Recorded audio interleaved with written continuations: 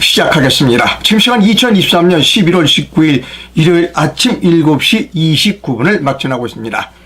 언제나 마찬가지로 아직도 구독을 신청하지 않으신 분들은 구독을 꼭 눌러주십시오라고 하는 부탁의 말씀을 드립니다. 오늘 아침 뉴스 브리핑의 제목입니다. 한 입으로 두 말하는 대한민국 법무부 장관 한동훈. 이것이 오늘 아침 뉴스 브리핑의 제목입니다. 오늘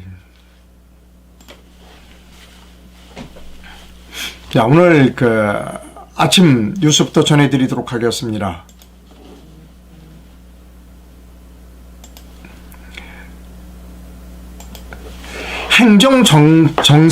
행정망이 아직도 복구되지 않았습니다. 토요일부터 정부의 그 행정 전산망이 마비됐습니다. 어제 간신히 일부 전산망을 임시로 복구했을 뿐입니다. 아직도 원활하게 이 행정 전산망이 가동되고 있지 않습니다. 그 원인이 무엇인지에 대해서는 아직 아무도 모릅니다. 정확한 것을 파악하지 못했습니다. 제가 어제 이런 방송을 해드렸습니다.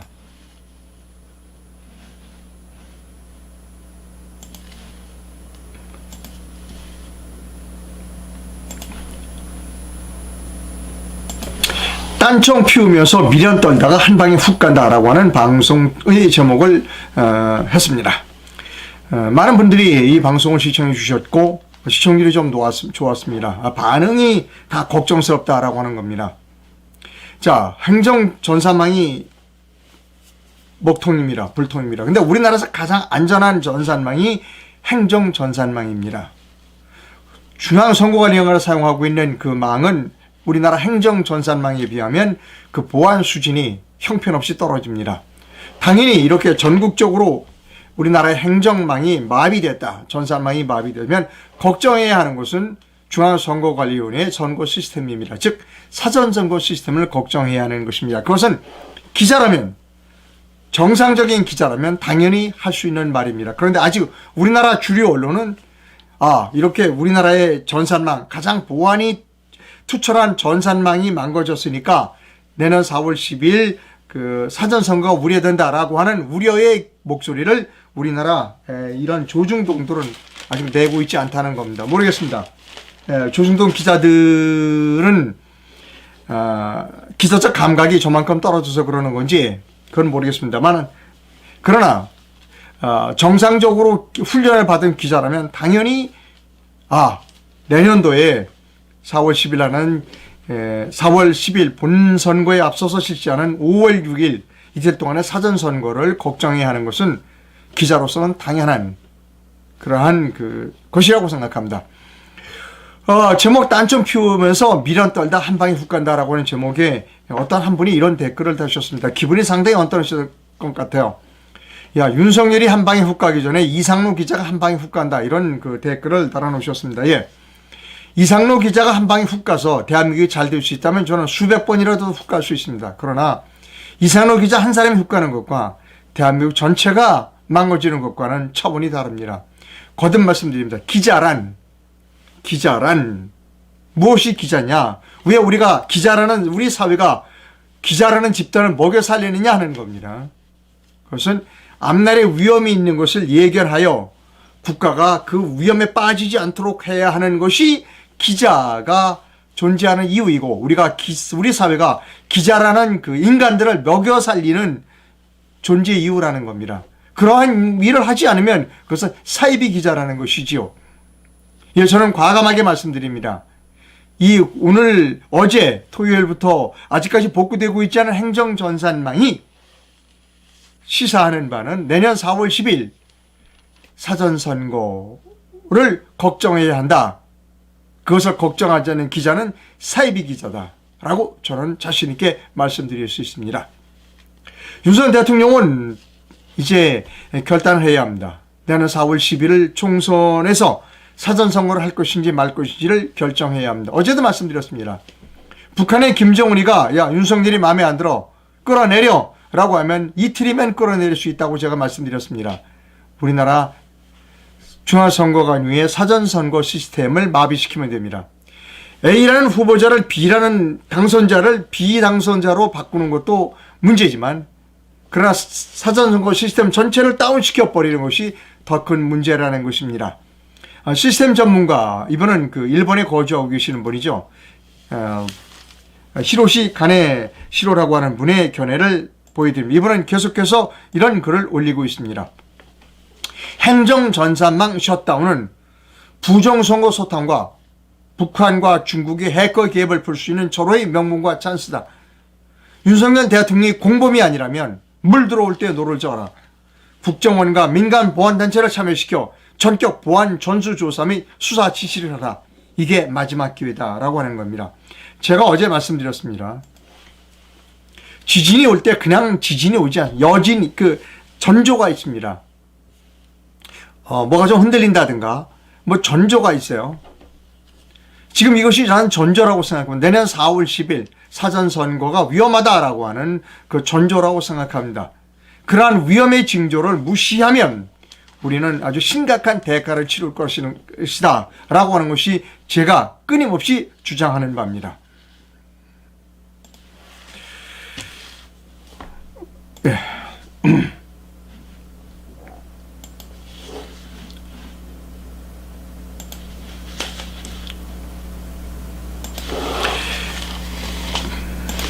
자, 한동훈 법무부 장관이 이제 정치에 드시는 것 같아요. 지금 지방을 돌아다니고 있습니다. 어제도 보여드렸습니다. 한동훈 법무부 장관이 금요일 날 대구를 방문해 총수는 국민 삶에 중요하다며 평소 대구 시민들을 깊이 존경해왔다고 말했습니다. 이날 방문은 오래전부터 예정된 법무부 공식 일정이었습니다. 한동훈 장관이 총선까지 언급하면서 정치권에서는 한 장관이 출마하는 것 아니냐라고 추측들을 하고 있습니다. 곧 대전도 가고 여러 군데를 갈 거라고 사람들은 말하고 있습니다. 여러분, 한 장관은 취재진이 내년 총선 출마 의사를 물어보자 이렇게 답했습니다. 총선이 국민 삶에 중요한 것이 분명하다.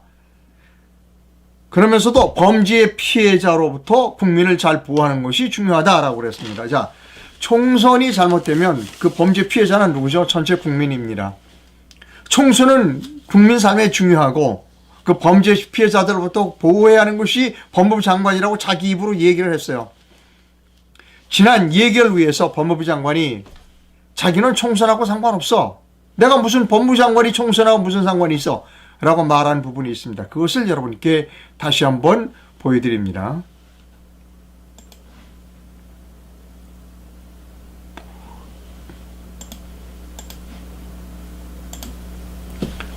시작합니다. 선거나 사전투표 조작 이런 거 믿는 분 실제로 만나본 적 있으신가요? 이게 예결이라든가 법무부 장관에서 업무 생각하고 관계가 있는 일인가요? 관련이 있어서 여쭤보는 겁니다. 네. 여러분, 법무장관 업무하고 무슨 총선이 관련이 있냐고 물어보는 사람이 한동훈입니다. 계속 들어보시겠습니다. 이 부정선거 주장에 대해서 장관님은 합리적인 의심이라고 생각하십니까? 비상식적인 주장이라고 생각을 하십니까? 좀 질문이 좀 이상하지 않습니까? 지금 여기에 대해서 법무부 장관 업무랑 관계없는 걸 놓고 이 의견을 말하다 좀 이상하죠? 계속해서 이 총선 업무는 법무부 장관 업무와 상관없다는 겁니다.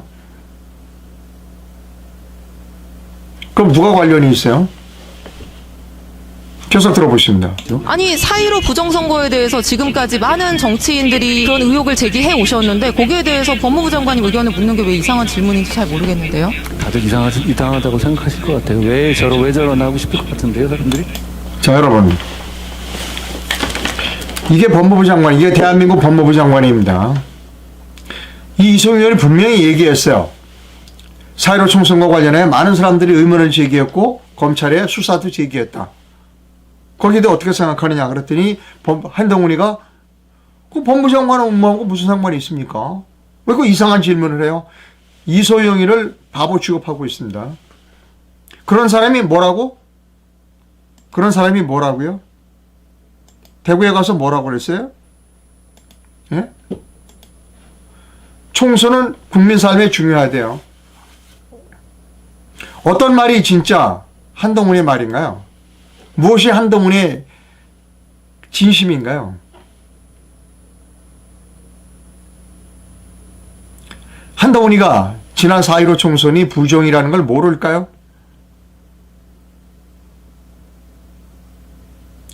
그리고 윤석열 대통령도 지난 4.15 총선이 부정이라는 걸 모를까요? 조중동이 보도하지 않는다고 해서 모를까요?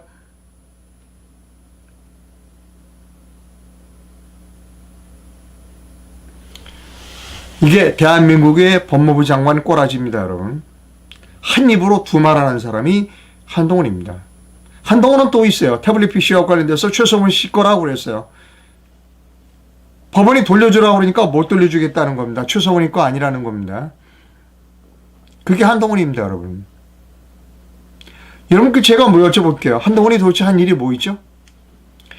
한동훈에 관련된 사진 몇 장을 보여드립니다. 이번에 대구에 가서 찍은 사진입니다.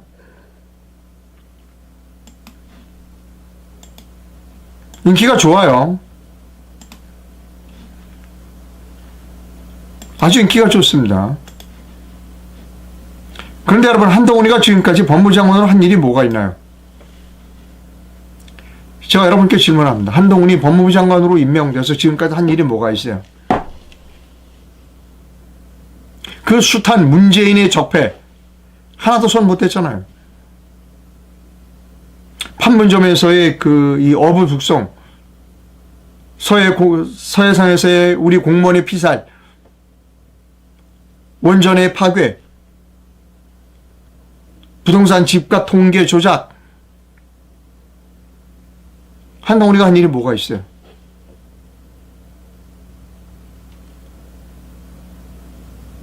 한동훈이 한 일이 뭐 있습니까, 여러분? 한 입으로 두 말하는 거짓말장애일 뿐입니다. 예.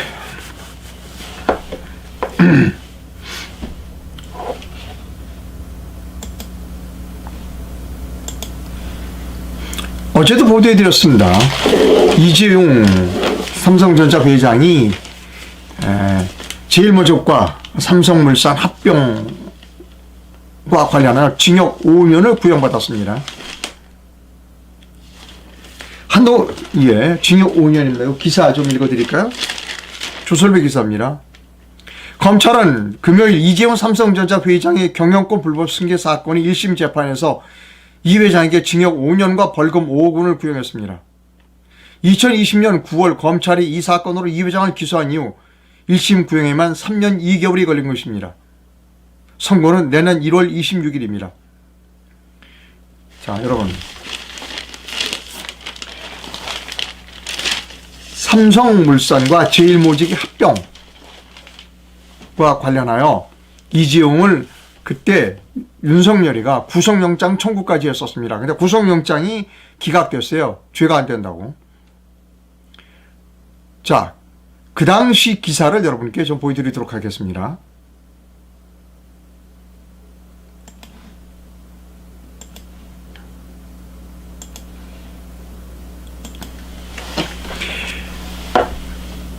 그래서 그 법원에서 영장이 기각되었습니다. 그러니까 검찰이 수사심의위원회를 열었어요. 수사심의위원회에서 이재용을 구속할 건가 말 것인가, 기소할 것인가 말 것인가를 결정을 하는데 수사심의위원회에서 이재용이 그거 말도 안 돼. 이재용이 그 범죄도 아니야. 하면 안 돼. 라고 결정을 내렸어요. 그럼에도 불구하고 이재용을 기소했습니다. 자, 검찰 수사심의위원회라는 것이 어떤 기관인지를 여러분께 좀 소개해 드릴 필요가 있습니다.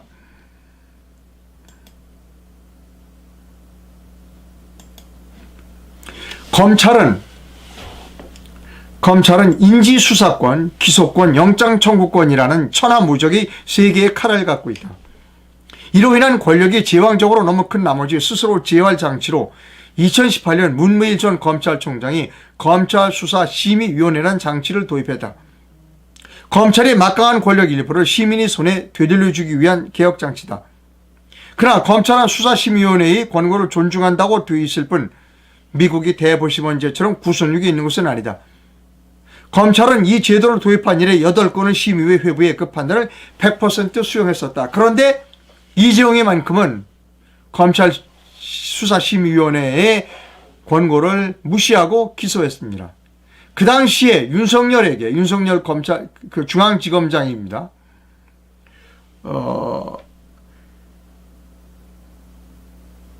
검찰총장인가요? 검찰총장이겠네요. 윤석열에게 기소하지 말라는 여론이 비등했습니다. 그 기사 여러분께 보여드립니다.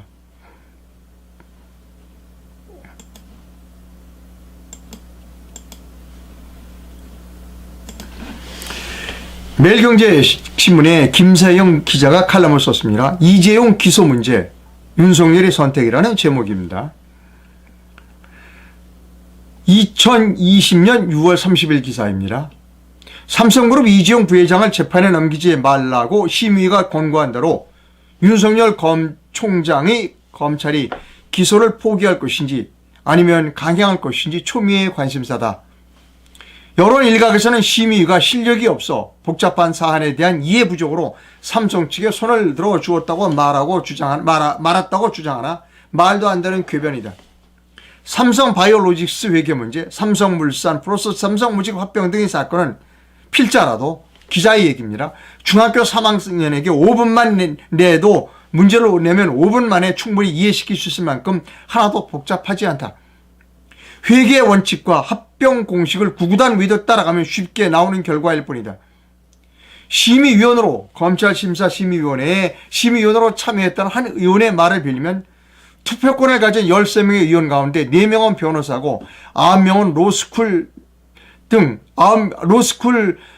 9명이나 법조인이다. 그런데 10대 3으로 일반 스코어로 끝났겠느냐고 말한다. 검찰 측 설명을 들어보니 이건 억지 수사라는 분위기가 완연했다. 그는 검찰이 기소를 해도 패소할 것이라고 장담했다.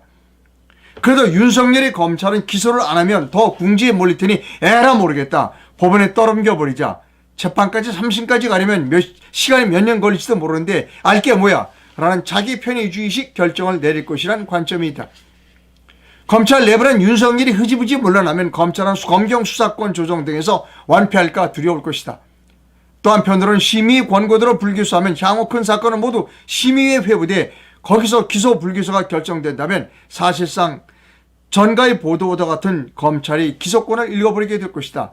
이는 검찰에게 두려운 일이다. 윤석열은 이 진퇴양난의 국면에서 솔로몬의 지혜를 발휘해야 한다. 정답은 뭘까? 그는 정도를 택할 수밖에 없다. 삼성바이오로직스는 1년 8개월 수사하면서 분식회계에 단서조차 확보하지 못했고 처음부터 한국공인회계사 회장이나 회계학자들이 증손의 고발 자체를 무리라고 지적한 바 있다. 삼성물산 주가 억누르기에 대해서도 증거를 찾아내지 못했다. 증손위가 고발한 후 윤석열 수사팀이 증거인멸 부분만 문제 삼고 회계 분식은 해당이 안 된다면 일찍이 털어버렸다면 쉽게 끝났을 사안이다. 성립도 안 한 회계 부정을 붙들고 있었던 게 실착이었다. 이번 심의에서도 그 부분을 지적받았다. 현 시점에서 검찰의 정도는 소영용주의에서 벗어나는 것이다. 전두환, 노태우, 이명박, 박근혜 전직 대통령, 양승태 전 대법원장, 재벌 총수들을 줄줄이 잡아넣으면서 거학과 싸워 기소하고 감옥을 보내는 걸 솔직히 훈장으로 생각해왔다. 그래서 니체는 괴물과 싸우다가 괴물에 닮지 않도록 경계하라고 경고했었다. 그러나 윤석열은 기소했다는 겁니다. 그러니까 어떤 문제가 생기느냐? 이런 문제가 생기는 겁니다. 그랬더니 외국의 기업이 기소했어. 엘리엇이 1조에 가까운 돈의 손해배상을 청구했습니다. 그래서 어떻게 했냐? 판결이 났어요. ISD에서 판결이 났습니다. 1,300억 물어내라. 한국 정부가 미국계 사모펀드 엘리엇에 1,300억가량을 배상하라는 취지의 국제상설중재재판소의 투자자 국가분쟁 판정에서 취소 소송을 제기한 가운데 우리 정부와 대리인들은 영국 중재지인 영국 법원이 원칙에 걸맞는 소송 전략을 짜고 있다. 1,300억 물어내라는 겁니다. 검찰의 소영웅주의. 검찰에 누가 도전해? 말도 안 되는 거 가지고 검찰들이 이 난리를 핀 거예요. 그래서 이 삼성 회장은 그 5년 동안 끌려다녔고 외국의 300원을 물어내야 하고, 그 당시에 이거 수사를 한 사람이 이복현 현재 금융감독위원장입니다. 물론 한동훈이도 이 수사에 가담했었습니다. 윤석열, 한동훈, 이복현, 이들은 국가의 이익과는 전혀 상관없는 사람들입니다. 오직 검찰입니다. 특수부가 살아남기 위해서는 대한민국을 팔아넘겨도 되는 사람들이 대한민국 특수부 사람들입니다. 윤석열이 정의, 공정, 상식이 지금 우리나라에 적용된 일이 뭐 있나요? 하나도 없습니다, 여러분. 속지 마세요. 속지 마십시오. 정의, 공정, 상식을 입에 달고 사는 사람이 4.15 부정선거에 대해서 입담으로요?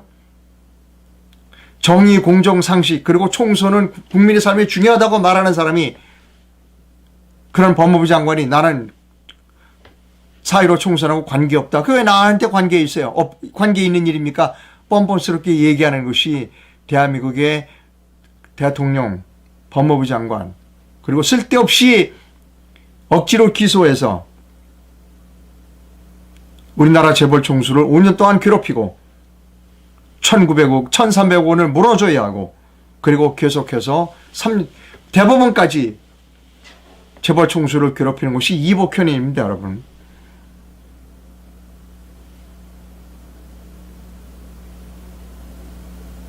이게 대한민국의 꼬라지입니다. 이게 대한민국의 꼬라지입니다. 자,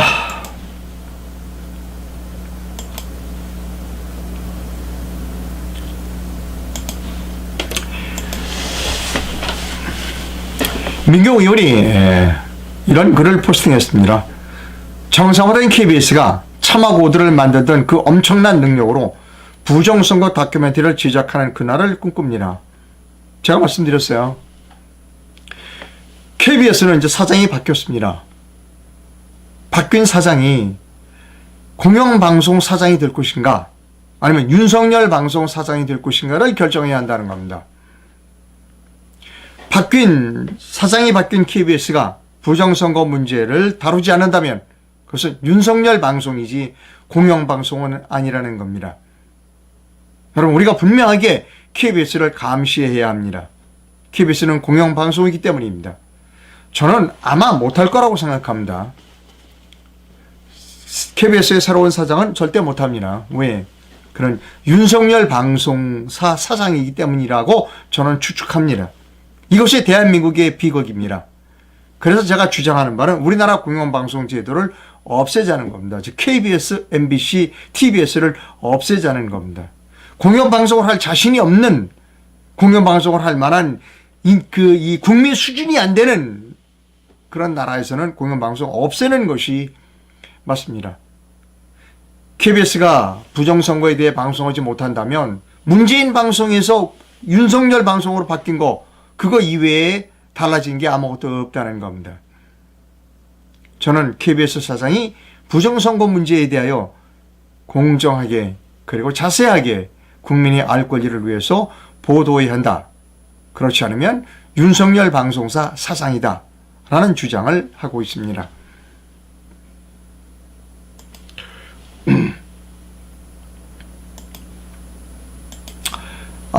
페이스북에서 이런 글을 찾아냈어요. 한국갤럽의 최근 조사 결과 국민의힘당의 당원수는 98만 명, 더불어민주당의 당원수는 59만 명입니다. 합해서 157만 명입니다. 인구를 5천만 명이라고 보면 전체 국민 1.18%입니다.